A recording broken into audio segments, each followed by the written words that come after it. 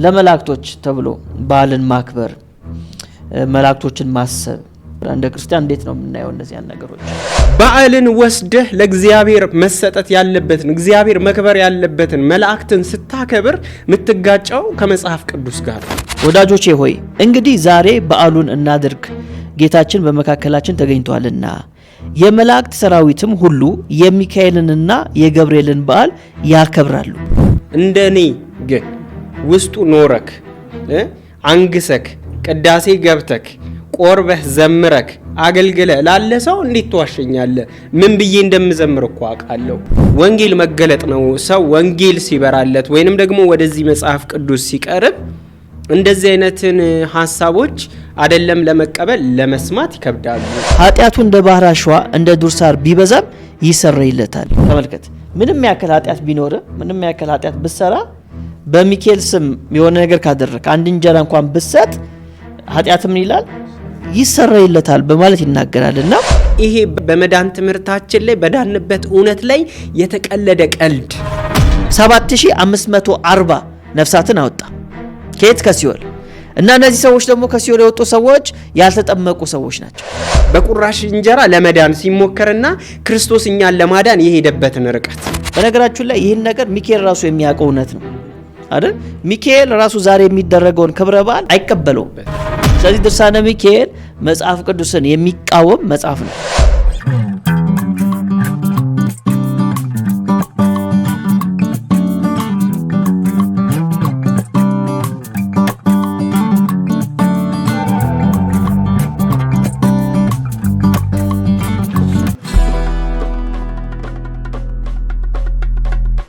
ከእግዚአብሔር ከአባታችን ከጌታም ከኢየሱስ ክርስቶስ ጸጋና ሰላም በያላችሁበት ይብዛላችሁ።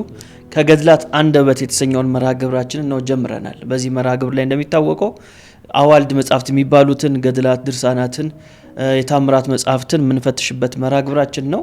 ዛሬ ደግሞ ቀኑ ሰኔ 12 2017 ነው። በዚህ ቀን እንግዲህ የቅዱስ ሚካኤል በዓል ተብሎ በመላው ኢትዮጵያ በመላው የኢትዮጵያ ኦርቶዶክስ ተዋሕዶ ቤተክርስቲያን የሚከበር ትልቅ በዓል አለ።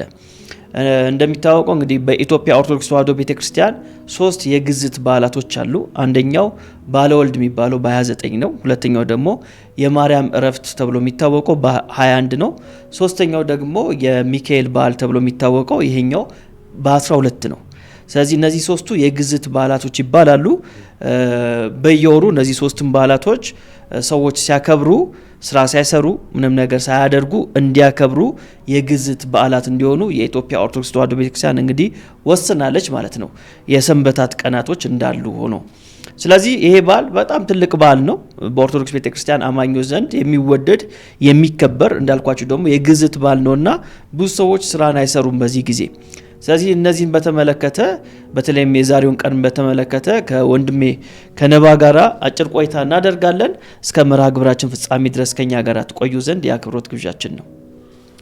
ነባ ሚሉ እንዴት ነው? እግዚአብሔር ይመስገን ሁሉ መልካም፣ ሁሉ ጥሩ። ጠፍታል? አዎ ጠፍቻለሁ። የጠፋ አስቸግራል። አሁን በበዓል መጣው ምግብ የለም ነው እዚህ ምግብ የለም፣ ዝክር የለም፣ ዳቦ ምናምን የለም፣ ምንም የለም።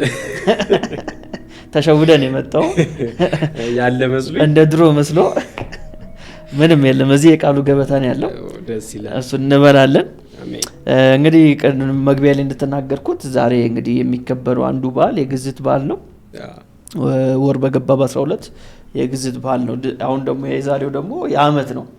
ስለዚህ በጣም ትልቅ በዓል ነው የሚካኤል በዓል ተብሎ የሚከበረው ማለት ነው። እና እንግዲህ ስለ በዓሉ የምናገኘው ታሪኩን የምናገኘው ከዚህ ከድርሳነ ሚካኤል ነው እንጂ ከመጽሐፍ ቅዱስ አይገኝም እንደዚህ አይነት በዓላቶች። እና እሱ ላይ ትንሽ ነገር እንድናወራ አስቤያለሁ። በተለይም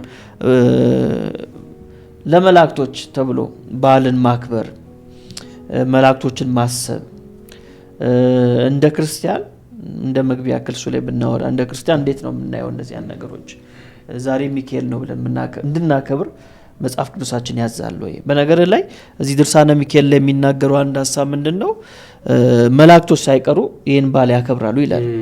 እንደ ማስረጃ ለሚሰሙን ሰዎች አንድ ከድርሳነ ሚካኤል አንድ ክፍል አንብብላቸው። ድርሳነ ሚካኤል ገጽ 119 ላይ እንደዚህ ይላል። ወዳጆቼ ሆይ ቁጥር 11 ላይ ወዳጆቼ ሆይ እንግዲህ ዛሬ በዓሉን እናድርግ፣ ጌታችን በመካከላችን ተገኝቷልና። የመላእክት ሰራዊትም ሁሉ የሚካኤልንና የገብርኤልን በዓል ያከብራሉ። ተመልከት፣ የመላእክት ሰራዊት ሁሉ የሚካኤልንና የገብርኤልን በዓል ያከብራሉ፣ ሁልጊዜ ስለ ሰው ልጆች ከእግዚአብሔር ዘንድ ምሕረትን ይለምናሉና እግዚአብሔር የሰውን ልጆችን ኃጢአታቸውን ይቅር ይላቸዋል በማለት በሰማይ ያሉ መላእክቶች የዛሬውን ቀን የሚካኤል ቀን እያሉ ያከብራሉ ይላል። እንግዲህ በምን አይነት ሁኔታ እንደሚያከብሩ በዝርዝር አይናገርም፣ ግን በምድር ባለው ግን እናውቃለን። ዳቦ መቁረስ፣ ጠላ በመጥመቅ እንደዚህ ነው የሚከበረው እና በሰማይ እንዴት እንደሚያከብሩ ባይናገርም ግን መላእክቶች የዛሬውን ቀን ያከብራሉ። ማክበር ብቻ አይደለም። ይህ መጽሐፍ ሲነበብ አንዱን ቃል ከገደፍክ በሰማይ ያሉ መላእክቶች ያለቅሳሉ። በሰማይ ያሉ ጻድቃኖች፣ ሐዋርያቶች፣ ነቢያቶች፣ መነኮሳት፣ ደናግላኖች በሰማይ ያሉ አሁን ይህን ቃል ሳነብ ለምሳሌ ለማሳየት ምን ይላል? ወዳጆቼ ሆይ ዛሬ የመድኃኒታችን የኢየሱስ ክርስቶስ በዓል እንደሆነች እወቁ።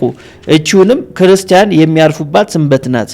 አስቀድመን ብዬ ማነበውን አስቀድማን ብለው ምን ማ ባደርገው እና እንደዚህ ባነበው በሰማይ ያሉ መላእክቶች ምን ያደርጋሉ? ያለቅሳሉ። እንዳልከው እኮ ነው። አሁን ምንን ብትገድፍ ነው ይሄንን ድርሳነ ሚካኤል ነው ይሄ። ይህንን መጽሐፍ ሲያነብ ቢሳሳት በሰማይ መላእክት ምን ይላሉ? ያለቅሳሉ። እና አንዳንዴ እውነተኛ ልብ ላለው ሰው መጽሐፍ ቅዱስንም ገልጾ ላነበበ ሰው ቀላል አይደለም። እኔ ሰው እንዴት እንደሚቀለው ባላቅም ማለት ነው። እርግጥ ነው እናውቃለን፣ ወንጌል መገለጥ ነው። የወንጌሉ እውነት እስኪበራልን ድረስ እኛም ሰኔ ሚካኤልን አክባሪዎች ነበርን። ለምሳሌ እኔ በነበርኩበት ደብር ውስጥ ከነበሩት ደባል ታቦታት አንዱ ሚካኤል ነው። ስለዚህ ሰኔ ሚካኤልን እናከብራለን፣ እንዘምራለን። የነበርኩበት ጋር ሚካኤል ነው። ሚካኤል አለ፣ ጊዮርጊስ አለ፣ ጊዮርጊስ። እኛም የነበርንበት ደብር ስላሴ ውስጥ ሚካኤል አለ። በአሁኑ ሰኔ ሚካኤል የዓመት ነው፣ ይከበራል። በጣም ብዙ ሰው ተጥለቅልቆ እንዘምራለን ለሚካኤል፣ እንሰግዳለን ለሚካኤል ታቦቱ። ይህንን አገልግሎትና ይህንን ትምህርት እንማራለን። ግን ወንጌል መገለጥ ነው። ሰው ወንጌል ሲበራለት ወይንም ደግሞ ወደዚህ መጽሐፍ ቅዱስ ሲቀርብ እንደዚህ አይነትን ሀሳቦች አይደለም ለመቀበል ለመስማት ይከብዳሉ። ምክንያቱም መላእክቶች የተከበሩ ናቸው እና መላእክቶች እነዛ የተከበሩ የእግዚአብሔር አገልጋይ መላእክትን በዚህ ደረጃ ስታስቀምጣቸው ማዋረድስ አይሆንም ወይ? ሲቀጥል እነዚህ መላእክት አገልጋይነታቸው ለሰው አይደለም፣ የእግዚአብሔር አገልጋዮች ናቸው። ሰውን እንኳን ሲያገለግሉ መጽሐፍ ቅዱስ ላይ እንደተጻፈው የዳኑትን ሲያገለግሉ እንኳን የማንን አገልግሎት ነው የሚፈጽሙት? የሰጣቸውን የእግዚአብሔርን አገልግሎት ነው እንጂ የሰውን አገልግሎት አይደለም የሚፈጽሙት። እና የሰውን አገልግሎት የማይፈጽሙትን እነዚህን መላእክት ስለ አንዱ መልአክ የሚነገረውን ድርሳን ሲነበብ ሲገድፍ ያለቅሳሉ ብሎ ማለት አገልግሎት ቀይረዋል ማለት ነው። በጣም ለማን ነው የተሰጡት? ለማን ነው አገልግሎታቸው የሚለውን ማሳያም ጭምር ነው። ልክ ነህ። መላእክቶች እንግዲህ ከእግዚአብሔር ዘንድ ወደ ሰው የሚላኩ ናቸው። ምክንያቱም ሰራዊት ናቸው። ሰራዊት ደግሞ አለቃለሁ። አለቃው የሚያዘውን ነው የሚያደርገው። የሰራዊት ጌታ ተብሎ እግዚአብሔር ይጠራል። የሰራዊት ጌታ ሲባል ሰራዊት ተብሎ የሚጠሩት መላእክቶች ናቸው። የእነሱ ጌታ ነው። ስለዚህ እነሱ ደግሞ የሚሰሙት ማን ነው? ጌታቸውን ነው የሚሰሙት። ሂዱ ባለበት ይሄዳሉ፣ ኑ ሲላቸው ይመጣሉ። ከዛ ውጪ እኔ እናንተ ዛሬ 12 13 ነው እያል ሻማ እያበራን ምናመጣው መልአክ የለም። እሱን ነገር ሰዎች ማወቅ አለባቸው። እንግዲህ እዚህ መጽሐፍ ላይ የተነሱ በጣም መጽሐፍ ቅዱሳዊ የሆኑ ሀሳቦች አሉ። ሁለት ነገሮችን እናነሳ። አንደኛው ከጸሎት ጋር የሚገናኘው ምን ይላል መሰለ? እዚህ ድርሳነ ሚካኤል ገጽ 11 ቁጥር 16 ጀምሮ እንደዚህ ይላል። ጸሎታቸውን የሚሰማና የሚያድናቸውም ስራቸውንም የሚያቀናናላቸው እሱ ነው። በሚመጣውም ዓለም በፍርድ ቀን ዋስ ሆኖ ያድናቸዋል ይላል። ስለዚህ ጸሎታቸውን የሚሰማ የሚያድን ማን ነው? ሚካኤል ነው ይላል። እና በፍርድ ቀን ደግሞ ዋስ ይሆንላቸዋል። ለማን? በሚካኤል ስም ለሚመጽውቱ፣ ወደ ሚካኤል የሚዘምሩ፣ ወደ ሚካኤል ምስጋናን ለሚያቀርቡ፣ ወደ ሚካኤል ለሚጸልዩ ሰዎች በመጨረሻው ጊዜ እሱ ዋስ ሆኖ ያድናቸዋል የሚል ሀሳብ ይሰጣልና ጸሎት ወደ ማን ነው የሚቀርበው? ግልጽ ነው። ከዚህ በፊትም ፕሮግራም ስለ ጸሎት ስንሰራ ጸሎት ወደ ማን እንደሚቀርብ ተናግረናል። ግን ቅድም የሚያነሳውን ሀሳብ ጨምሬ ባወራበት ደስ ይለኛል። በዓላትን ራሱ ለቅዱሳን ወይም ለመላእክት ተብሎ የሚሰጠው በዓልና እኔ አንዳንድ ነገርን ባንወሻሽ ጥሩ ነው። ሐቁ እግዚአብሔር ነው የዛን ቀን የሚከብረው የመልአኩ ስም ያደረገውን ለማውራት ነው እንጂ ምናምን የሚባለውን ነገር ላልኖረ ሰው ልትዋሸው ትችላለህ። እንደኔ ግን ውስጡ ኖረክ አንግሰክ ቅዳሴ ገብተክ ቆርበህ ዘምረክ አገልግለ ላለ ሰው እንዴት ትዋሸኛለህ? ምን ብዬ እንደምዘምር እኮ አውቃለሁ። ምን እየተባለ መዝሙራቶቹ እያንዳንዱ የዛ ቀን ታቦቱ ሲወጣ የሚዘመሩትን መዝሙር ጠንቅቄ አውቃለሁ። ስለ እግዚአብሔር ነው ስለ ሚካኤል ነው ብትለኝ ስለ ሚካኤል ነው። የሚከብረው ማን ነው? ሚካኤል። ስብከቱ ማን ነው? ሚካኤል እንጂ እግዚአብሔር አይደለም። ስለዚህ በዓልን ወስደህ ለእግዚአብሔር መሰጠት ያለበትን እግዚአብሔር መክበር ያለበትን መላእክትን ስታከብር የምትጋጨው ከመጽሐፍ ቅዱስ ጋር ነው። እንደው ከመጽሐፍ ቅዱስ ጋር ስንል መጽሐፍ ቅዱሳችን ያው ለሁለት ይከፈላል፣ ብሉይ ኪዳን አዲስ ኪዳን ተብሎ። በብሉይ ኪዳን ያሉት በዓላት ይታወቃሉ። የትኛውም ከሚታወቁት 5 እና 7 በዓላት ውስጥ የብሉይ ኪዳንን እንኳን ብንወስድ አይሁዳውያን ሲያከብሯቸው የነበሩት እዛ ውስጥ ለመላእክት የተሰጠ በዓል ነበር ወይ? የዳስ በዓል የተለያዩ በዓላት ነበሯል። እዛ ውስጥ ለመላእክት ለሚካኤል፣ ለእከሌ፣ ለገብርኤል ተብሎ የተሰጠ ወይንም ደግሞ ስም እሺ አይጠቀስ ለመላእክት ተብሎ የተሰጠ በዓል አልነበረም ብሉይ ኪዳን ላይ። ብሉይ ኪዳን ውስጥ ከሌለ እሺ አዲስ ኪዳን ውስጥ ይኖራል ብለን ወደ አዲስ ኪዳን እንጣ። ወደ አዲስ ኪዳን አንድም ቦታ ስለ መላእክቶቹ አገልግሎት እግዚአብሔር ለብስራት ሲልካቸው እንመለከታለን።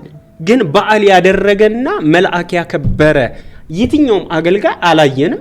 ስለ መላእክትም በዚህ ደረጃ አልተጻፈም። ስለዚህ አዲስ ኪዳኑን ብሉይ ኪዳኑን ያላለውን በዓል ኬት አንጥተን ነው የምናከብረው? ሲቀጥል ደግሞ ክብሩን ከእግዚአብሔር ወስደን ለመላእክት እየሰጠን አገልግሎቱን እያዛባን እያምታታ ነው የምናደርገው። አገልግሎት ፍጹም ከእግዚአብሔር ሐሳብ ጋር የራቀ ነው። አሁን የሚያነሳው ጸሎት እኮ የሚባለው አንዱን ነገር የእግዚአብሔርን ነገር በዓል ስትወስድ አብረህም ሌላም ነገር ትወስዳለህ። ስለዚህ የተሰረቀ ሐሳብ ነው ባይነኝ እኔ ከእግዚአብሔር የተወሰደ ለእግዚአብሔር የሚገባ። ጸሎት ወደ ማን ነው ስንል የብሉይ ኪዳን ጥቅስ እናንሳ እስቲ። አሁንም በሁለት እየከፈለን ማየት እንችላለን። ለምሳሌ መዝሙር 65 ላይ መዝሙረኛው ዳዊት የጸሎት መጽሐፍ ነው። ለምሳሌ በኢትዮጵያ ኦርቶዶክስ ቤተክርስቲያን ውስጥ ዳዊት የሚደገም መጽሐፍ ነው። የትኛውም ዲያቆን በቃሉ የሚሸመድደው ቅዳሴ ላይ ሲገባ ምስባክ የሚሰበከው የዳዊት መዝሙር ምንድነው የሚለው? የቱ ጋር ነው ይሄ የጸሎት መጽሐፍ የምንለው? እንኳን በኢትዮጵያ ኦርቶዶክስ የሚደገመውና በቃል የሚያዘው ይሄ የዳዊት የቱ ጋር ነው? ወደ መላእክት ጸሎት ዳዊት ያቀረበው ወይንም ደግሞ በዳዊት ውስጥ ያሉ ጸሎቶች ወይም ሌሎች የጻፏቸው ጽሁፎች ወደ መላእክት የቱ ጋር ነው ጸሎት ያቀረቡት ብለን መጠየቅ አለብን። የጸሎት መጽሐፉ ላይ እንኳን የለም። ግን እንዲህ ይላል እዛው መዝሙር 65 ላይ ቁጥር 1 ላይ እንዲህ ይላል፣ አቤቱ በጽዮን ላንተ ምስጋና ይገባል፣ ለአንተም ጸሎት ይቀርባል። ሥጋ ሁሉ ጸሎትን ወደምትሰማ ወደ አንተ ይመጣል። ይሄ እንግዲህ ጸሎት ነው። ይሄ መዝሙር ነው። ምን ብሎ ነው የሚናገረው? ለአንተ ምስጋና ለአንተ ነው የሚቀርበው። እሺ ጸሎት ለአንተ ነው የሚቀርበው። ምን ለሚያደርግ? ሥጋን ሁሉ ጸሎትን ወደምትሰማው ወደ አንተ ይመጣል። ሁሉ ተሰብስቦ ወደ አንዱ ወደ ማን? ወደ እግዚአብሔር ይመጣል። ይሄ የብሉይ ኪዳን ውስጥ የሚታወቀው ጸሎት አቅጣጫ ወዴት እንደሆነ የሚናገር ክፍል ነው። ስለዚህ መዝሙረ ዳዊትን 150ውን መዝሙር የሚደግም ሰው ጸሎት ወዴት ነው ብለህ ስትጠይቀው ወደ እግዚአብሔር ሊልህ ያስፈልጋል ማለት ነው። ይህንኑ ሐሳብ ይዘን እሺ ብሉይ ኪዳን እንደዚህ ከሆነ አመለካከቱ ወደ አዲስ ኪዳን ብንመጣ አዲስ ኪዳን ላይ ጸሎትን ያስተማረው ኢየሱስ ክርስቶስ ምን ብሎ ነው ያስተማረው? ወደ ሚካኤል ጸልዩ አላለም። እሺ የማቴዎስ ወንጌል ምዕራፍ 6 ላይ ስለ ጸሎት ነው እንግዲህ ክርስቶስ ያስተማረው። ይሄ ፍሬም ነው ሰው በምን አይነት ሁኔታ ሊጸልይ እንደሚገባ፣ ምን አይነት ሞቲቭ፣ ምን አይነት ስርዓት እንደሚኖረው ክርስቶስ አስተምሯል። እና ይሄ የጸሎት ክፍል የምትናገረው ብቻ ሳይሆን እያንዳንዷን ቃል አስተውለ ብትመለከት ስለ ጸሎት በጣም መሰረታዊ ነገር የምትማርበት ነው። ከቁጥር 6 ጀምሮ አንተ ግን ስትጸልይ ወደ እልፍኝህ ግባ፣ መዝጊያህንም ዘግተህ በስውር ላለው አባትህ ጸልይ። ምን? በስውር ላለው አባትህ ጸልይ። እሺ፣ በስውር የሚያይህ አባትህ ደግሞ በግልጥ ይከፍልሃል። በስውር የሚያየው ማን ነው? ጸሎትን የሚሰማው ማን ነው? መዝጊያን ዘግተ ማንን ነው የምትጠራው? ኢየሱስ ወደ ሚካኤል አላለም፣ ወደ ገብርኤል አላለም። ይሄ እኮ እኛ ስለምንንቃቸው አይደለም፣ እኛ ስለምንጠላቸው አይደለም፣ የተለየ አመለካከት ስለ መላእክት ስላለን እኮ አይደለም። መጽሐፍ ቅዱሱ ግን ጸሎት ወደ እግዚአብሔር ነው አለን። ስለዚህ ከእግዚአብሔር ውጪ ያለውን ነገር እንደ መጽሐፍ ቅዱስ አማኝ አንቀበልም። ልክ ነው ብለን አናምንምም፣ አናስተምርም፣ ይልቁንም እንቃወማለን። ከመጽሐፍ ቅዱስ የወጣ የተሳሳተ ትምህርት ስለሆነ ይህንን ክፍል ግን ሰፋ አድርገን ብንመለከተው ማቴዎስ 6ን ጥሩ ነው በደንብ ብናነበው። ማቴዎስ 6 ከዛው ከቁጥር 6 ጀምሮ እየወረድኩ ላንብበው። አንተ ግን ስትጸልይ ወደ እልፍኝህ ግባ፣ መዝጊያህንም ዘግተህ በስውር ላለው አባት ጸልይ። በስውር የሚያይህ አባት በግልጥ ይከፍልሃል። አቅጣጫውን ነገረን። ጸሎት ማን እንደሚሰማ ወደ ማን እንደሚጸለይ ነገረን። እንዴት እንደሚጸለይ ነገረን። አሕዛብ ግን በመናገራቸው ብዛት እንዲሰሙ ይመስላችኋል። አሕዛብ የተባሉት ብዙ አማልክት ነው ያላቸው፣ ብዙ አድራሻ ነው ያላቸው እና ጸሎታቸው ወደ ብዙ አቅጣጫ ነው የሚበተነው። ለፀሐይ አምላክ፣ ለዝናብ አምላክ፣ ለፍቅር አምላክ፣ ለመሬት ምናምን፣ የፈርቲሊቲ ምንድነው የመዋለድ ነው እና አቅጣጫው ይለያያል። ገብቶሃል? የዝናቡ አምላክ ከፀሐዩ አምላክ ጋር አንድ አይደለም። ስለዚህ ስለ ዝናብ ስታስብ አቅጣጫ ወደ ዝናብ ነው መደውለው። ስለ ፀሐይ ስታስብ ወደ ፀሐይ፣ ስለ ምርታማነት ስታስብ ወደ ምርታማነት። አሕዛብ ግን እንዲጸልያሉ አለ። እኛ አምላካችን ጸሎትን የሚሰማው አንድ ነው። እኛ አሕዛብ አይደለንም። እኛ ብዙ አማልክት የሉንም። ሁሉን ጠቅልሎ የገዛና የሚፈጠር ጌታ አንድ ጌታ ስላለን ጸሎታችን ወደሱ ነው እንጂ ዝናብን የሚሰጠን መልአክ የለም። ምርታማነትን የሚያመጣ መልአክ የለም። የፍቅር መልአክ የምንለው የለንም። ስለዚህ ጸሎታችን ወደ ማን ነው? እንደ አሕዛብ ሳይሆን እንደ ክርስቲያን፣ እንደ እግዚአብሔር ሰው ወደ እግዚአብሔር ነው። አሕዛብ በመናገራቸው ብዛት እንዲሰሙ ይመስላቸዋልና ስትጸልዩ እንደነርሱ በከንቱ አትድከሙ። ስለዚህ አትምሰሏቸው። ምን አትምሰሏቸው? ወደ ተለያየ አቅጣጫ አትተኩሱ ወይንም አትናገሩ። እንደነሱ አይሰሙ፣ አትምሰሏቸው። ከዛ እንደዚህ ይላል፣ ሳትለምኑ አባታችሁ የሚያስፈልጋችሁን ያውቃል። ሳንለምን የሚያውቀው መልአክ ነው? እግዚአብሔር ነው። የሚያስፈልጋችሁን ያውቃል የተባልነው ማን ነው? እግዚአብሔር። እንግዲህ ይህንን ያስተማረን እኮ የሆነ የሌላ እምነት ሰው አስተማሪ አይደለም። የሌላ የምንጠላው የእምነት ተከታይ አይደለም። ዲኖሚኔሽን መስራች አይደለም። የእምነታችን ሐዋርያና ሊቀ ካህን የሆነ ኢየሱስ ነው። ስለዚህ አትምሰሏቸው፣ አባታችሁ የሚያስፈልጋችሁን ያውቃል። እንግዲህ እናንተ እንዲህ ብላችሁ ጸልዩ። እንዴት ብለን እንጸልይ? በሰማይ የምትኖር አባታችን ሆይ ስምህ ይቀደስ። አቅጣጫውን ነገረን። ስትጸልዩ በሰማይ የምትኖር አባታችን ሆይ ስምህ ይቀደስ። ስለዚህ ስምህ ይቀደስ ብለን ነው ጸሎታችንን የምንጀምረው። ኢየሱስ ይህንን አስተምሮናል። ስምህ ይቀደስ ብለን መንግስት ትምጣ። የማንን መንግስት? የእሱን፣ የአንዱን፣ የእግዚአብሔርን። ስለዚህ ይህንን አስተምሮናል ኢየሱስ ክርስቶስ። እስከታች ድረስ ብንሄድ ይሄ የጸሎት ያስተማረን የትኛውም ቦታ ወደ መላእክት እንደሚጸለይ ክርስቶስ አላስተማረንም። እውነት ነው። ስለዚህ በብሉይ ኪዳንም ሄደን የጸሎት መጽሐፍ የተባለውን አየን። ጸሎት ወደ አንዱ ወደ እግዚአብሔር ነው። በአዲስ ኪዳንም ክርስቶስ ስለ ጸሎት አስተምሮናል። እርሱም በስውር አይቶ የሚከፍል ጌታ፣ የሚያስፈልገንን ሳንናገር የሚያውቅ ጌታ እግዚአብሔር እንደሆነ ነግሮናል። ይህንን ስላስተማረን አዲስ ኪዳን ውስጥ ጳውሎስም ጴጥሮስም ምናከብራቸው ሐዋርያት፣ በጣም ቫልዩ የምናረጋቸው ብዙ ነገር ለክርስትናው ያበረከቱ አገልጋዮች እንኳን አንድም ሰው ለመላእክት ሲጸልይ ወደ መላእክት ሲለምን አንመለከትም። ስለዚህ የትምህርታችን መሰረት መጽሐፍ ቅዱስ ላይ ከሆነ ጸሎት የሚሰማው እግዚአብሔር ብቻ ነው። አሜን። ልክ ነህ። ወደ አንዱ አምላክ ነው ጸሎታችን የምናቀርበው። በጌታችን በኢየሱስ ክርስቶስ ስም እንጸልያለን። ሐዋርያቶቹ ያስተማሩን፣ ጌታችን የሚያስተማረን ትምህርት ይሄ ነው። ከዚህ ውጪ እንግዲህ ለፍጡራን የሚደረግን ጸሎት የክርስትና አስተምሮ አይደለም። ኢቭን በጣም በሚገርም ሁኔታ በአንዳንድ አህዛብ እንኳን እንደዚህ ያለ ልማድ አታገኝም አይደል? በጣም በሚገርም ሁኔታ እና በጣም ደግሞ በሚያሳዝን ሁኔታ ክርስቲያን ነኝ በሚል ማህበረሰብ ውስጥ ደግሞ ከእግዚአብሔር ውጪ ለፍጡራን ጸሎት እንደዚህ አይነት ነገሮች ሲቀርቡ ስናይ በጣም እናዝናለን። አንድ የመጽሐፍ ቅዱስ ጥቅስ ለመጨመር ያክል አሁን ከተነሱ ሀሳብ ጋራ ሐዋርያው ጳውሎስ በፊልጵስዩስ መልእክቱ ምዕራፍ 4 ቁጥር 6 ላይ እንደዚህ ይላል፣ ጌታ ቅርብ ነው፣ በነገር ሁሉ በጸሎትና በምልጃ ከምስጋና ጋር በእግዚአብሔር ዘንድ ልመናችሁን አስታውቁ እንጂ ባንዳች አትጨነቁ ይላል። ማን ቅርብ ነው? ጌታ ቅርብ ነው ይለናል። ስለዚህ እሱ ቅርብ ነውና ቅርብ ለሆነው ጌታችሁ ጸሎታችሁን አቅርቡ ነው። መላእክቶች ቅርብ አይደሉም። ለምሳሌ ሚካኤል ከናንተ ጋር ይሁን ኢራን ይሁን ፓኪስታን ይሁን የት ሀገር እንዳለ አናቅም። ለምን ከተባለ ያን መልአክ የሚልከው ማን ነው? እግዚአብሔር ነው። እግዚአብሔር ለሆነ ሚሽን ለሆነ ስራ ምን ያደርጓል? መልአኩን ይልካል። ትንቢተ ዳንኤል ላይ እንደምናነበው ማለት ነው አይደል? ለሆነ ስራ ለሆነ አገልግሎት ለሆነ ሚሽን እግዚአብሔር ላከው። ብዙ ጊዜ ሚካኤል እንደሞ የምናገኘው ከጦርነት ጋር በተገናኘ ነው አይደል? ትንቢተ ዳንኤል ላይ ብናይ፣ ራዕየ ዮሐንስ ምዕራፍ 12 ላይ ብናይ ሚካኤልን ተዋጊ ሆኖ ነው የምናገኘው። ገብርኤልም የተናገረው ነገር ይሄ ነው አይደል? የፋርስ አለቃን መጥቶ ተቃወም ለ21 ቀን አይደል የሚለው። ከዛ በኋላ ማን ነው መጣ የሚለው? ሚካኤል መጣ፣ ሊረዳኝ ሚካኤል መጣ ይላል። ሚካኤል የመጣው ምን ለማድረግ ነው?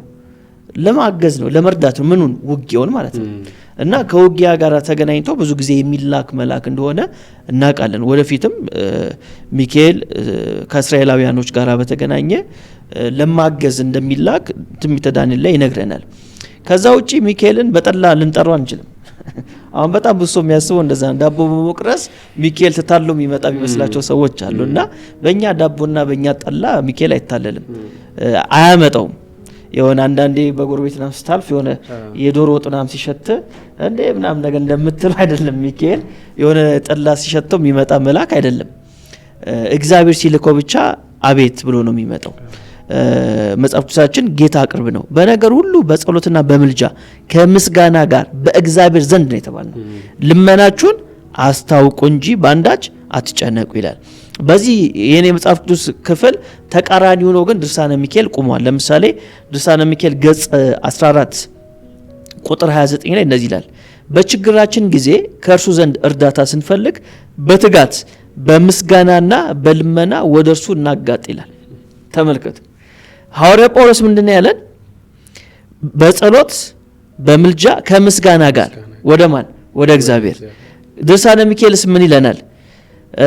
ከእርሱ ዘንድ እርዳታን ስንፈልግ በትጋት በምስጋናና በልመና ወደ እርሱ እናጋጥ በማለት ይናገራል ማለት ነው።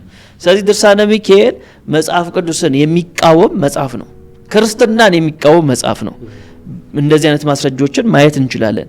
ሌላው በጣም ደግሞ ወሳኙ ነገር ከኃጢአት ስርየት ጋራ ከዘላለም ሕይወት ጋራ ሀሳቡ ስለሚገናኝ ነው እንግዲህ ማንሳት የሚያስፈልገን። ምክንያቱም እነዚህ ድርሳናቶች እነዚህ ገድላቶች የመዳንን ትምህርት ይዟል። በጣም ብዙ ሰው ለምንድን ነው ይህን በዓል የሚያከብረው? ጀስት ፌስቲቫል ስለሆነ ነው እንዴ? አይደለም። ድንበታለሁ ብሎ ስለሚያምን አይደል? የዘላለም ሕይወትን በሚካኤል በኩል አገኝበታለሁ ብሎ ስለሚያምን ነው እንጂ ፌስቲቫል አይደለም። በቃ የሆነ ነገር አገኝበታለሁ ብሎ ስለሚያስብ ነው ይህ እነዚህ በዓላቶች በታላቅ በደማቅ ሁኔታ የሚያከብሩት። ስለዚህ ከድነት ጋራም በተገናኘ ለምሳሌ አንድ ክፍል አንብብ። እዚሁ ገጽ 14 ቁጥር 29 ቅድም ያነበብኩላችሁ ክፍል ዝቅ ብሎ እንደዚህ ይላል፣ ብዙን ኃጢአታችንን ያስተሰርይልን ዘንድ ስለኛ የሚለምንልን ዘንድ በስግደትና እጅ በመንሳት እንማልድ ይላል። ማንን ነው እንደዚህ የሚለው? ሚካኤልን ነው። ብዙ ኃጢአታችንን ያስተሰርይልን ዘንድ በማለት ይናገራል። ይሄ ብቻ አይደለም። ለምሳሌ ሰዎች ይህን በዓል ሲያከብሩ ገንዘብ እንኳን ባይኖራቸው ምንም ነገር እንኳን ባይኖራቸው አንድ እንጀራ እንኳን በሚካኤል ስም ከሰጡ የዘላለም ሕይወትን እንደሚያገኙ እዚህ ድርሳነ ሚካኤል ላይ ተጽፎ እናገኛለን። በተለይም ገጽ 35 ላይ እንደዚህ ይላል፣ ኃጢአቱ እንደ ባህር አሸዋ እንደ ዱር ሳር ቢበዛም ይሰረይለታል። ተመልከት፣ ምንም ያክል ኃጢአት ቢኖር፣ ምንም ያክል ኃጢአት ብሰራ በሚካኤል ስም የሆነ ነገር ካደረክ አንድ እንጀራ እንኳን ብሰጥ ኃጢአት ምን ይላል? ይሰረይለታል በማለት ይናገራልና የቅድሙን አንድ እንጀራ የሰጠ የሚለውን ገጽ 31 ቁጥር 54 ላይ ማንበብ ትችላላችሁ፣ ድርሳነ ሚካኤል ላይ ማለት ነው። እንደነዚህ የመሳሰሉ ሀሳቦች አሉ፣ በኋላ ላይ መጨምራለሁ። ስለዚህ ጉዳይ እስቲ የሆነ ነገር በለን። የኃጢአት ስርየት በሚካኤል በኩል ይገኛል ወይ? የመዳንን ትምህርት የሚያራክስ አስተሳሰብ እና ትምህርት ነው ውስጡ ያለው። ለምንድነው እንዲምልህ አሁን ባነሳው እንኳን ብንመለከተው መዳንን በአንድ ቁራሽ እንጀራ ያገኛል ይልሃል። እና እኛ መዳንን እንዴት ነው የተቀበልነው? ክርስቲያኖች ምን አይነት ዋጋ ነው የተከፈለው? ማን ምንድነው ያደረገው የሚለውን ብናስብ ይሄ በመዳን ትምህርታችን ላይ በዳንበት እውነት ላይ የተቀለደ ቀልድ ወይንም ደግሞ ትልቅ ከሰይጣን የሆነ አስተምሮ ነው። በአንድ ቁራሽ እንጀራ መዳን ታገኛለህ ተብሏል። እኛ ለመዳን ደግሞ ክርስቶስ ኢየሱስ ከሰማያት ወርዶ ከሶስቱ አካል አንዱ አካል የሆነው ሰው አይደለም መለኮት፣ ግን እኛን ስለማዳን ደግሞ ሰው የሆነ ጌታ እታች እስኪወርድ ድረስ ፊልጵስዩስ እኮ እንደዛ አይደል እንደሚናገረው በቃ እኛን ለማዳን ሲል ለአባቱ ታዞ የመጨረሻውን ጥግ ነካ። በቃ የመጨረሻውን ውርደት ራሱን ባዶ አደረገ ይላል። እንደ መቀማት ሳይቆጥር እኛን ስለማዳን ይሄ እግዚአብሔር እኛን ለማዳን ልጁን ልኮ ልጁ ደግሞ እኛን ስለማዳን በፍቅር የከፈለውን ትልቅ ዋጋ ያሳያል። እንግዲህ የኢየሱስን መውረድ እያየህ ቁራሽ እንጀራን ተመልከተው። በቁራሽ እንጀራ ለመዳን ሲሞከርና ክርስቶስ እኛን ለማዳን የሄደበትን ርቀት ያውም የመጣው እኮ ሰዎች ሊያከብሩት አይደለም፣ ለተዋረደ ለመስቀል ሞት ነው የሚለው። ስለዚህ ያንን የመስቀል ሞት ኢየሱስ የከፈለው እኮ እኔ እንድድን ነው። በኃጢአት ውስጥ ያለ ነው እኛ ሁላችን እንድንድን ነው። በቁራሽ እንጀራ ምንድን ከሆነ መዳን እንዲቀላል ከሆነ ኢየሱስ ክርስቶስ ለምን መሞት አስፈልገው? ለምን ይሄንን ታላቅ ዋጋ መክፈል አስፈልገው? ለምን እኛስ እስካሁን ይሄንን እናከብራለን? ለምን እንደነቃለን? በመዳናችን አምላክ ሰው ሆነ ለምን ብለን እንደነቃለን? ይሄ ከቤተ ክርስቲያኒቷ ትምህርት ጋር እንኳን የሚጣላ ትምህርት ነው። ምክንያቱም ወልድ ፍቅር አስገድዶት ነው ለማዳን የመጣው የሚባል ትምህርት ባለበት ቤተ ክርስቲያን ውስጥ ደግሞ በሚካኤል ስም ቁራሽ እንጀራ ያቀረበ ሰው ይድናል ማለት በቤተ ክርስቲያኒቷ ውስጥ እንኳን ያለውን አስተምህሮ የሚመታና የሚያፈርስ ትምህርት ነው። ስለዚህ አንዳንዴ አስተውለን ብንመለከት ይሻለናል። ይሄ የማዳን ስራ የሰው ስራ አይደለም፣ የእግዚአብሔር ስራ ነው።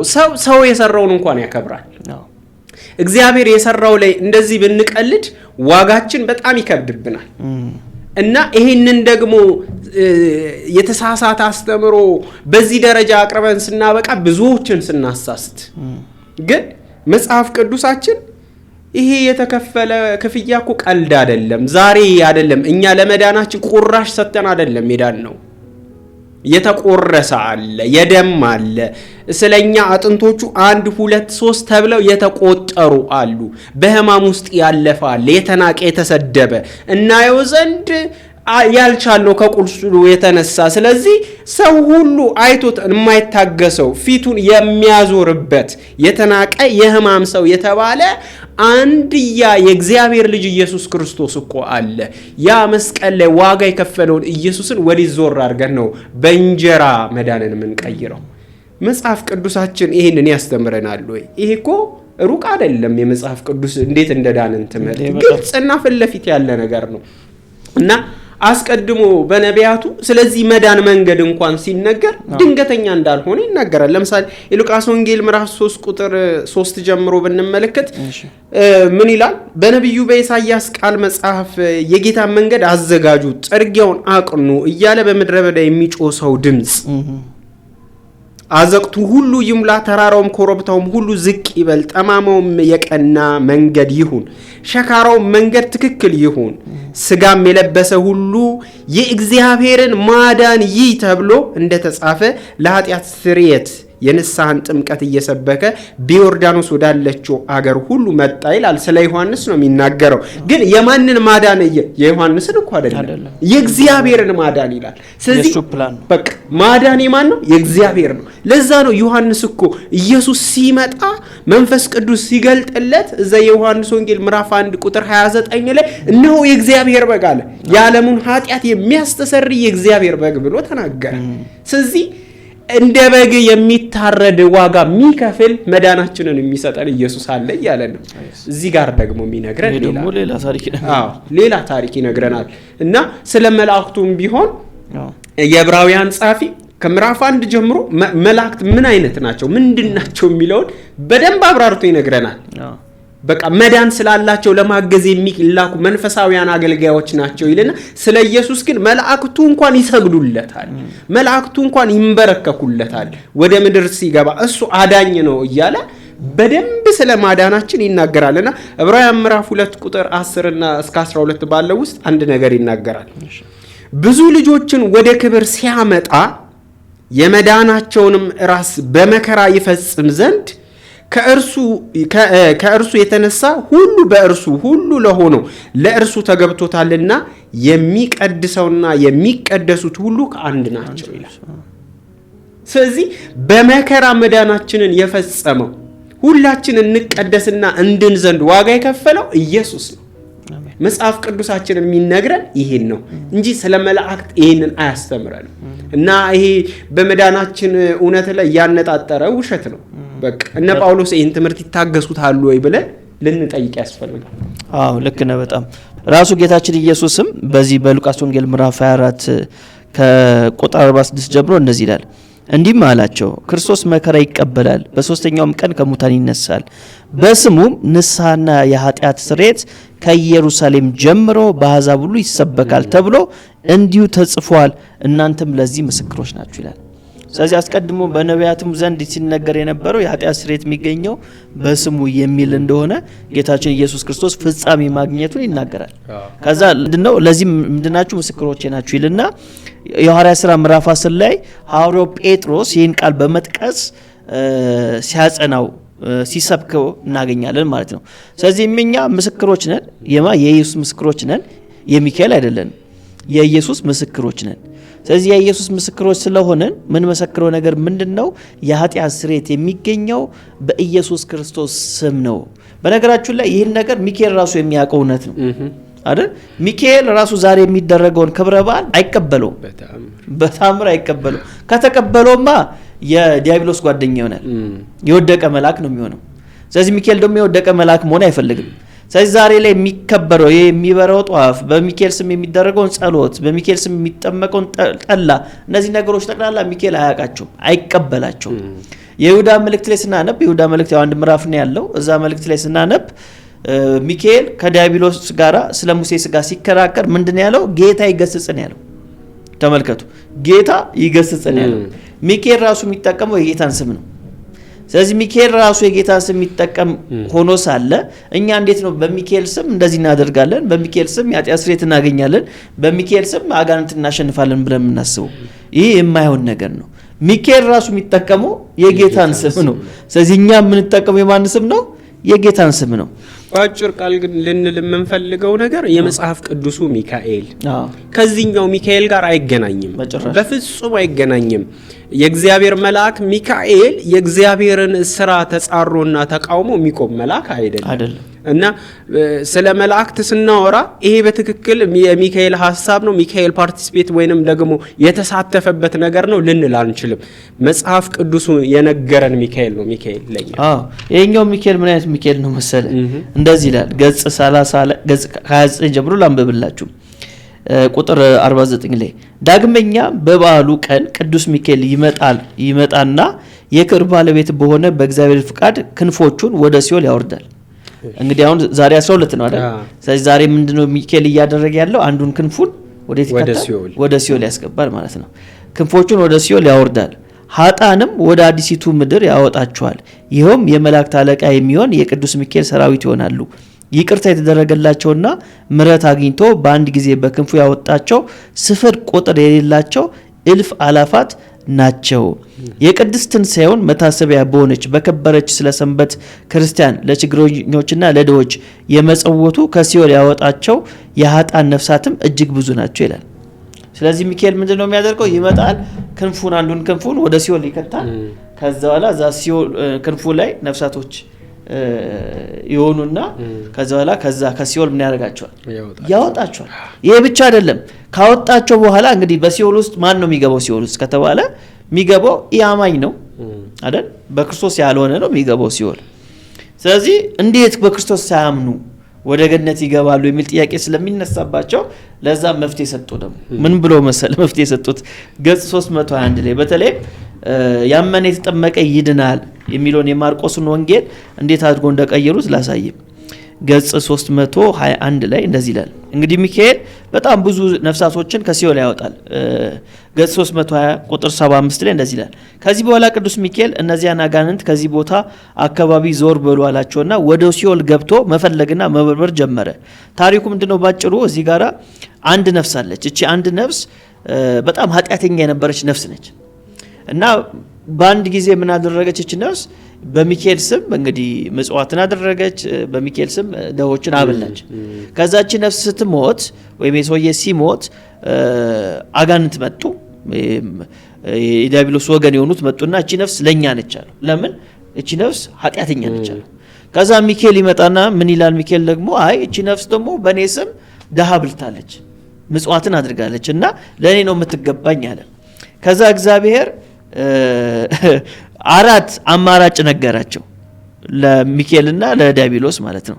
እና ምንድነው አማራጮቹ? ተራ በተራ አለ እግዚአብሔር። መጀመሪያ ሴጣን እቺን ነፍስ ወስዳችሁ ደብቋት፣ ከዛ ሚካኤል ደግሞ እቺን ነፍስ ወስዶ ይደብቃታል እና ያገኛት ያሸንፋል። በሰማይ ያስቧል እግዚአብሔር እንደዚህ አይነት ቁማር ሲጫወት። ከዛ በኋላ ምን ይላሉ? ላንብብላችሁ። እንደውም ገጽ 320 ቁጥር 73 ላይ እንዲሁም የኔ ናት በመባባል ከጌታ ዙፋን ፊት ስለቀረቡ ጌታ 4 አማራጭ ነገሮች አቀረበላቸው። ሚካኤል ወስዶ ይደብቀው፣ እናንተ ግን ፈልጋችሁ ብታገኙት ውሰዷት፣ ወይም እናንተ ወስዳችሁ ሸሽጓትና ሚካኤል ፈልጎ ካገኘው ይውሰደው። ማንች ነፍስ ከነዚህም አንዳቸውን ምረጡ አላቸው። እነሱ ግን ሚካኤል ወስዶ ከመንበረ መለኮት ቢሸሽገው ምን ለማድረግ እንችላለን እያሉ በሐዘን ጭንቅ ተዋጡ። ማናቸው? አጋንንቶች። ከብዙ የሐሳብ መለዋወጥ በኋላ እኛ እንሰውረዋለን ብለው ያን ሰው ወስዶ የገሃነመ እሳት አዝዋሪት ባለበት ጥልቅ ባህር ውስጥ ደበቋት። እንግዲህ ሚካኤል ፈልጎ ያግኘው ተባባሉ። አሁን እነዚህ ሰይጣኖች ምን ያደረጉ? እነዚህ አጋንንቶች እቺ ነፍስ ወሰዱና በጣም ጥልቅ የሆነው የባህር እሳት ውስጥ እቺ ነፍስ ደበቋት እና ሚካኤል ወስደ ከፈልገ ካገኛት ውሰዳት አሉት። ከዛ ሚካኤል ቁጥር 75 ላይ ከዚህ በኋላ ቅዱስ ሚካኤል እነዚያን አጋንንት ከዚህ ቦታ አካባቢ ዞር በሉ አላቸውና ወደ ሲኦል ገብቶ መፈለግና መበርበር ጀመረ። ነገር ግን የሚፈልገውን አላገኘም ነበር። በአንድ ክንፉ 7,000 ነፍሳት አወጣ፣ በሁለተኛውም ክንፉ እንዲሁ አወጣ፣ በሶስተኛውም አወጣ። በመደጋገብ በብዙ ሺህ የሚቆጠሩ ነፍሳትን አወጣ። ሆኖም ሊያገኘው አልቻለም። በዚህም ሰው ምክንያት ያወጣቸው ነፍሳት ቁጥራቸው 7,540 ደረሰ። ከነዚህም ውስጥ ያልተጠመቁ አረመኔዎች ይገኙባቸው ነበር ይላል። አሁን ሚካኤል እቺን ነፍስ ማግኘት አልቻለም፣ መጨረሻም አላገኛትም። ግን በሷ ሰበብ 7,540 ነፍሳትን አወጣ። ከየት? ከሲኦል። እና እነዚህ ሰዎች ደግሞ ከሲኦል የወጡ ሰዎች ያልተጠመቁ ሰዎች ናቸው። እና በኦርቶዶክስ ደግሞ ጥምቀት ለድህነት ተብሎ ነው የሚታመነው። የውሃ ጥምቀት ያልተጠመቀ ሰው አይድንም ተብሎ ይታመናል። ስለዚህ እንደዚህ አይነት ጥያቄ ስለሚፈጠርባቸው ምን የሚል ጥያቄ ያስቀምጣሉ? ያን ጊዜ የሰማይ መላእክት ሁሉ ይህስ እጅግ በጣም አስደናቂ ነገር ነው አሉ። ጌታችን በወንጌል ያመነ የተጠመቀ ይድናል፣ ያላመነ ያልተጠመቀ ግን ይጠፋል ይላል። እንግዲህ እነዚህ ሰዎች እንዴት ሊድኑ ቻሉ ይላል። ጥያቄ እንደሚነሳባቸውም ያውቃሉ። እዚህ ጋር አንድ ቃል ጨምሯል። ማርቆስ ወንጌል 16 ላይ ያመነ የተጠመቀ ይድናል፣ ያላመነ ግን ይፈረድበታል ነው የሚለው። እዚህ ላይ ግን ምንድን ያሉት? ያላመነ ያልተጠመቀ የሚለውን ቃል ጨመሩ። ይፈረድበታል እና እንዴት ሊድኑ ቻሉ አሉ። ከዛ ለዚህ ምን ምላሽ የተሰጣቸው ሲባል አንተ የሰው ልጅ እኚህ አረማውያን የዳኑበትን ሳይጠመቁ ገነት የገቡበትን ምክንያት ሰምተህ አይተህ ተገነዘብክን ተብሎ ቢጠየቅ ቅዱስ ሚካኤል ስላጠመቃቸው ገነት ሊገቡ ችሏል ይላል። ስለዚህ በሰማይ ከሲኦል ሰዎችን ነፍሳቶችን ያወጣና ሚካኤል ምን ያደርጋል? ያጠምቃቸዋል፣ ከዛ ገነት ያስገባቸዋል ይላል። ስለዚህ በሰማይም ጥምቀት አለ ይሉናል። ይሄ እንደምታየው አሁንም ጨዋታ የሚመስል ነገር አይደለም። በአምላክ ፊት በሰው ፊት ማትጫወተው ጨዋታ ለምንድነው ማትጫወተው? መዳን ማለት ትልቅ ነገር ነው። መዳን እንዴት እንደመጣ እናውቃለን። ክርስቶስ እንኳን መዳንን ወደኛ ሲያመጣ በጨዋታ መልክ አላመጣም። በመከራ በመገረፍ ዋጋ ተከፍሎ ነው የመጣው። እዚህ ጋር ደግሞ መዳን ምን ሆኗል? ጨዋታ ሆኗል። ምክንያቱም ጨዋታ እኮ በለው ከዛ መጀመሪያ እናንተ ፈልጉ፣ ከዛ ካጣችሁት ደግሞ እነሱ ይፈልጋሉ እየተባለ ጨዋታ ደግሞ እንደዚህ ከሲኦል የሚያወጡት ደግሞ ብዙ ናቸው አይደል? ብዙ ማንም ያወጣሉ። ማያወጣ የለም እኮ ብንጠቅሳቸው። ሲኦል ባዶ ነች። በነገራችን ላይ በገድላትና በድርሳናት ከሄደን ሲኦል ነፍስ የለም። ያልተፈጠረ ሰው ሁሉ ድኗል ከብዛቱ የተነሳ። ኢቭን አሁን በኦርቶዶክስ አስተምሮ እኔ እናንተ አልዳንም ሲኦል ነው የምንገባው ብሎ ነው የሚያምኑት። ብንገባ ራሱ እንወጣለን። በዛሬው ቀን በቃ እንወጣለን። ምክንያቱም በየወሩ ለምሳሌ ክርስቶስ ሳምራ ኪዳን ተሰጥቷታል። በየወሩ የዝናብ ነጠብጣብ ያክል እንድታስወጣ፣ ሚካኤል ደግሞ ክንፉ እንደዚህ እያስገባ ያስወጣል። ስለዚህ ሚካኤል ሲመጣ ክንፉ ላይ መሆን ነው። እንደ ኦርቶዶክስ አስተምሮ ከሆነ እንወጣለን። ያላወጡት የለም፣ ያለ ክርስቶስ ነው እነዚህ ሁሉ ግን የሚወጡት ያለ ክርስቶስ። ስለዚህ ይሄ ምን አይነት ትምህርት ነው ብንል እኔ ሁሉ ጊዜ እንደዚህ አይነት ትምህርቶችን ልክ ጳውሎስ እንደተናገረው ነው። እዚህ ገላትያ ምዕራፍ 1 ቁጥር 8 ጀምሮ እንደተናገረው ነው። እንደው መደምደሚያ እንስጣው ከተባለ ነገር ግን እኛም ብንሆን ወይም ከሰማይ መልአክ ከሰበክንላችሁ ወንጌል የሚለይን ወንጌል ቢሰብክላችሁ የተረገመ ይሁን። አስቀድመን እንዳልን እንዲሁ አሁንም ሁለተኛ ላለው ከተቀበላችሁት የተለየ ማንም ቢሰብክላችሁ ድጋሚ ይላል የተረገመ ይሁን። ሰውን ወይንስ እግዚአብሔርን አሁን እሺ አሰኛለሁን? ወይንስ ሰውን ደስ ላሰኝ እፈልጋለሁን? አሁን ሰውን ደስ ባሰኝ የክርስቶስ ባሪያ ባልሆንኩ ይላል። እዚህ የተቀመጥነው እኔና ሚሎስ ሰውን ደስ ማሰኘት ብንፈልግ ምንለው ምንድነው? አሜን አሜን ነው ምንለው። በቃ ይሄንን እያዳነቅን ነው የምናወራው። ግን አሁን ማንን ደስ እናሰኝ? እግዚአብሔርን ይሄንን የተከበረ ወንጌል፣ ይሄንን ዋጋ የተከፈለለትን ወንጌል፣ ቅዱሳኖች የታረዱለት የሞቱለትን ወንጌል፣ ክርስቶስ በደሙ የመሰረተውን እውነት፣ ወይንስ ደግሞ እንደዚህ አይነት የወንጌል ተቃራኒ የሆነ አስተምሮ? ስለዚህ ጳውሎስ እንዳለ እንዲህ ከእግዚአብሔር ወንጌል የተለየ የተረገመ ይሁን። መልአክም ቢሆን ነው የሚለው፣ ሰው ብቻ አይደለም። ስለዚህ እግዚአብሔርን ደስ ማሰኘት ከፈለገን ግን የእግዚአብሔርን እውነተኛ ወንጌል እንድንይዝ ስለሚያስፈልግ ለሚሰሙን ሁሉ በተለያየ አጋጣሚ ለምትሰሙን እኛን እንድትከተሉ አይደለም፣ የእግዚአብሔርን ቃል የእግዚአብሔርን እውነት እንድትከተሉ የዚህን ቃል እውነት እንድትሰሙና ወደ እግዚአብሔር ሐሳብ እንድትመጡ ነው መንጋብዘው። ልክ ነህ። የኛም ዓላማ የዚህ መርሃ ግብር ዓላማ ይሄ ነው። ይህን መልእክት የምትከታተሉ ኦርቶዶክሳውያን ካላችሁ ደግሞ እንደምትኖሩም ስለማምን ሐሳባችን ከወንጌል እውነት ፈቀቅ እንዳትሉ ማሳሰብ ነው። እንደነዚህ አይነት ትምህርቶች እናንተን ወደ እውነት ሳይሆን ወደ ሐሰት ነው የሚመሯችሁ፣ ወደ እግዚአብሔር ሳይሆን ወደ እግዚአብሔር ቁጣ ነው የሚመሯችሁና ቆም ብላችሁ እንድታስቡ። መዳን የሚገኘው በጌታችን በኢየሱስ ክርስቶስ ስም ብቻ ነው። እዚህ ላይ አንድም በሚካኤል አንድም በገብርኤል እያል መጨመር ስልጣኑ የለንም። እነ ሚካኤል ራሱ እንደዚህ አይነት ትምህርቶችን አያውቁም።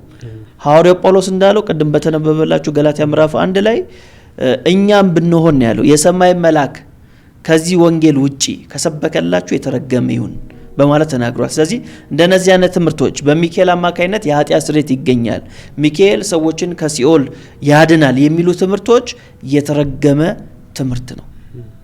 ስለዚህ መፍትሄው ምንድነው ከተባለ ሐዋርያ ሥራ ምዕራፍ 4 ቁጥር 12 ላይ ወዳለው ቃል መምጣት ነው። መዳን በሌላ በማንም የለም፣ እንድንበት ዘንድ የተሰጠን ከሰማይ በታች የኢየሱስ ስም ብቻ መሆኑን አውቀን አምነን በዚህ ስም ታርፉ ዘንድ ጥሪያችንን እናቀርባለን። በሌላ ርዕሰ ጉዳይ ላይ እስከምንገናኝ ድረስ የአብ ፍቅር፣ የወልድ ቸርነት፣ የመንፈስ ቅዱስ ኅብረት ከሁላችን ጋር ይሁን።